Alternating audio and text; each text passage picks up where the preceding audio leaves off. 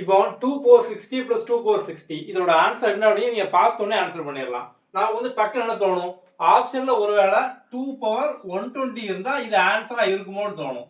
ஆனா இது வந்து ஆன்சர் கிடையாது. ஸோ இந்த மாதிரி வந்து சேம் நம்பரை 2 பவர்ல வந்து ஆட் பண்றோம் அப்படின்னா இதோட ஆன்சர் பார்த்தோம் அப்படின்னா ஜஸ்ட் இதுக்கு அடுத்த நம்பர் 2 power 61. ஸோ இதான் பார்த்தோம் அப்படின்னா ஆன்சர். அவ்வளோதான், சிம்பிள். ஸோ இப்போ நம்ம ஷார்ட்கட்ல நம்ம வந்து போட்டுடலாம்.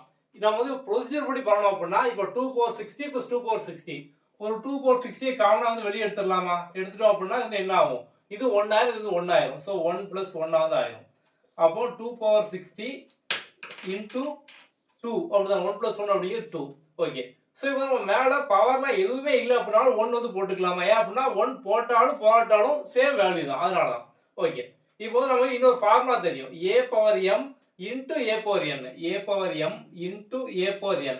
இது என்ன அப்படின்னா a power m plus n. So நம்ம அந்த மெத்தடில் பண்ணோம் அப்படின்னா இது வந்து a இது m இது n.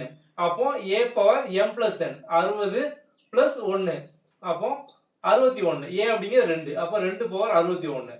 ஸோ நீங்க ப்ரொசீஜரா பண்ணீங்க அப்படின்னா இவ்வளவு பெருசு வரும். ஆனா ஜஸ்ட் பார்த்தோன்னா ரெண்டு சேம் 2 பவர் ஆட் பண்றோம் அப்படின்னா அதுக்கு அடுத்த நம்பர் தான் வந்து ஆன்சர். அவ்வளவுதான், சிம்பிள்.